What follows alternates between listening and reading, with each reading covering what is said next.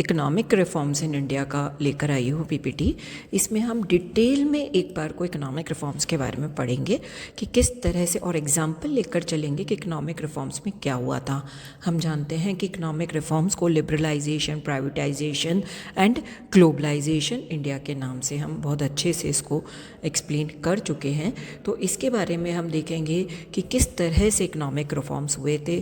First मैं एक बार थोड़ा सा इंट्रोडक्शन बताना चाहूँगी। Economic reforms in India refers to the policy changes introduced in 1991 to overcome economic crisis and accelerate growth। उस टाइम जो इकोनॉमी थी वो बहुत ज़्यादा क्राइसिस से गुजर रही थी। तो मतलब हमारा जो जीडीपी था वो काफ़ी कम था, 2-3% ही था, कम ही चल रहा था इससे पहले।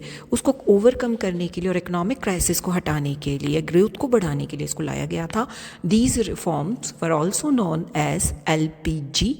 एलपीजी वैसे हम लोग गैस के लिए भी यूज़ करते हैं, जो हमारा किचन का होता है, but this is not that type of LPG. This is liberalisation, privatisation and globalisation. Students, अगर हम बात करें कि इसके लिए क्या ज़रूरत आ गई, क्या बैकग्राउंड था, एक्चुअली हुआ क्या था। इन 1991 India faced a surveillance of payment crisis. Foreign exchange reserve were extremely low. Inflation was very high. Physical deficit was rising, यानी सब कुछ नेगेटिव ही चल रहा था उस टाइम पे। अगर हम देखें तो इसके कारण हमें एक बार को इसको लाना ज़रूरी था, क्योंकि गवर्नमेंट के सामने एक बहुत बड़ा चैलेंज आ चुका था कि अब ये जो सारी चीज़ें थी कि फिजिकल डेफिसिट भी हमारा काफ़ी बढ़ गया था, इन्फ्लेशन ज़्यादा था, हमारा जो रिज़र्व था फॉरेन एक्सचेंज का, क्योंकि ये सारी चीज़ें अगर ज़्यादा बढ़ती हैं तो ही जीडीपी बढ़ता है। लेकिन इस केस में ये सारी चीज़ें डाउनफॉल पे थी। इवन पब्लिक सेक्टर एंटरप्राइजेज वर इनएफिशिएंट, और जो पब्लिक सेक्टर एंटरप्राइजेज थी वो भी एफिशिएंट नहीं थी।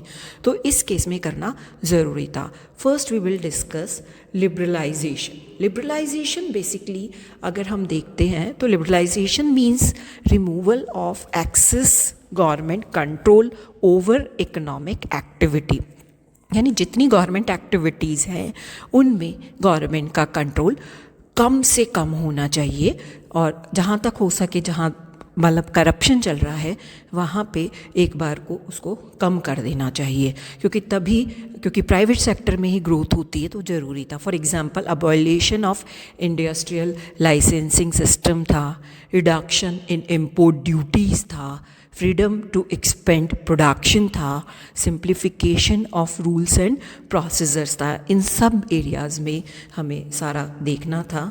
इसके अलावा इम्पैक्ट जो पड़ा, इससे इंक्रीज्ड कंपटीशन बढ़ा, इम्प्रूव एफिशिएंसी बढ़ी और ग्रोथ ऑफ प्राइवेट सेक्टर। इसके साथ ये सारे चेंजेस जो आए थे वो बड़े पॉजिटिव थे, क्योंकि कंपटीशन बढ़ने से क्या होता है, क्वालिटी इम्प्रूव हो जाती है प्रोडक्ट की। लोग ये सोचते हैं कि यार उसका अच्छा होगा तो उसको पैसे ज़्यादा मिल जाएंगे।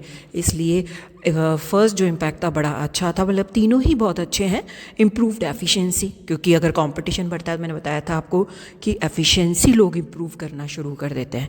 सेकेंड इज़ प्राइवेटाइजेशन पे फोकस किया था, यानी प्राइवेटाइजेशन बेसिकली हम कह सकते हैं it means refers to reducing the role of public sector and increase private sector. जैसे हम लोग कहते हैं ना कि जो पब्लिक सेक्टर होता है या गवर्नमेंट सेक्टर होता है उसमें लोग काम नहीं करते, क्योंकि वो सोचते ठीक है सरकारी नौकरी है तो we are totally free, but ऐसा नहीं होता है। तो गवर्नमेंट ने क्या किया, उसको प्राइवेटाइजेशन के बोर्ड पर लेकर आ गई। उन्होंने डिसइन्वेस्टमेंट्स करना शुरू कर दिया इन पब्लिक सेक्टर, लाइक जो बाल्को था, BALCO और BSNL है, आपने सुना होगा, इनको डिसइन्वेस्ट किया, यानी इनमें जो गवर्नमेंट ने अपना शेयर्स था वो कम कर दिया। Entry of private companies in telecom sector हो गया, पब्लिक प्राइवेट पार्टनरशिप, PPP नाम बहुत आता है, अगर आप कहोगे तो इस पर भी मैं आपका वो बना दूंगी PPT या शॉर्ट डाल दूंगी। तो बेसिकली ये क्या है, ये भी पब्लिक प्राइवेट पार्टनरशिप शुरू कर दिया कि किस तरह से हो सकता है। अब इससे क्या इम्पैक्ट आया, इससे basically improved productivity, reduced government burden and better services हो पाई थी। तो ये सारे पॉजिटिव इम्पैक्ट है, क्योंकि लोगों ने अब क्या किया, अच्छा काम करना शुरू कर दिया, प्रोडक्टिविटी बढ़ाई।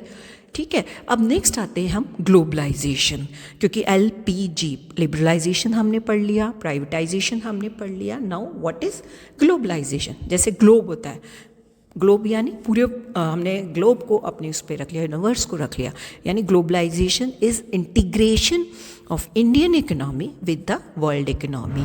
हमने अपनी इकोनॉमी को ओपन कर दिया, MNCs यहाँ खुलने लग गई ताकि ज़्यादा से ज़्यादा लोगों को यहाँ रोज़गार मिले। For example entry of multinational companies, MNCs, McDonald's है, सैमसंग है, इसके साथ साथ इंक्रीज़ इन फॉरेन ट्रेड भी लोगों को बहुत रोजगार देता है, क्योंकि इंडिया में employment is a big issue. Okay, next is foreign direct investment, FDI। तो इन चीज़ों में काफ़ी अच्छा इम्प्रूवमेंट आया। और इम्पैक्ट क्या रहा? टेक्नोलॉजी ट्रांसफ़र हुई, expansion and objective of growth of export हुआ, एक्सपोर्ट हमारा बढ़ा, क्योंकि एक्सपोर्ट बढ़ता है तो फॉरेन करेंसी इंडिया में आती है, जो कि इंडिया के लिए बहुत अच्छी होती है। टेक्नोलॉजी ट्रांसफ़र हुई, ग्रोथ ऑफ एक्सपोर्ट्स हुआ। इसके अलावा अगर हम बात करें क्या ऑब्जेक्टिव थे इकोनॉमिक रिफॉर्म्स के, वो भी हमें पता होना चाहिए। Basically achieve rapid economic growth, क्योंकि मैंने बताया था इससे पहले जो इकोनॉमिक ग्रोथ था या GDP था वो बहुत डाउनफॉल पे चल रहा था, इसीलिए करने पड़े थे। इम्प्रूव एफिशिएंसी हुई थी, प्रमोट कंपटीशन को प्रमोट करना था, अट्रैक्टिव फॉरेन इन्वेस्टमेंट, तो ये सारी प्रॉब्लम्स थी, तो ये ऑब्जेक्ट भी इसमें रखे गए थे। अब पॉजिटिव इम्पैक्ट की अगर हम बात करें, क्या हमारे इसके रहे? बेसिकली इससे हायर GDP, तब से हमारा GDP का जो रेशो है 7, 8, 9 ये चल रहा है, उससे पहले 2 या 3 का रेशो रहता था। बेटर क्वालिटी प्रोडक्ट्स लोगों को मार्केट में बहुत मिलने लगे हैं, क्योंकि इंडिया में पॉपुलेशन बहुत है, प्लस हम फॉरेन एक्सपोर्ट वगैरह भी करते हैं, फॉरेन ट्रेड भी करते हैं। इंक्रीज्ड एम्प्लॉयमेंट अपॉर्चुनिटीज़ बढ़ी है।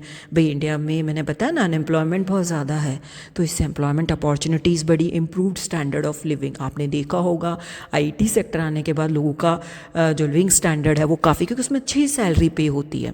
चैलेंजेस की अगर हम बात करें, इनकम इनइक्वालिटी जो इंडिया की बेसिक इशू था वो अब दोबारा बढ़ रहा था, बिकॉज ऑफ, क्योंकि आप पुणे, बैंगलोर, इनमें देखो IT सेक्टर्स में काफ़ी अच्छे लोगों को सैलरीज मिलती हैं, जबकि अदर सेक्टर्स में इतना नहीं है, तो वो एक चैलेंजेस है। इनकम इनइक्वालिटी बढ़ा है।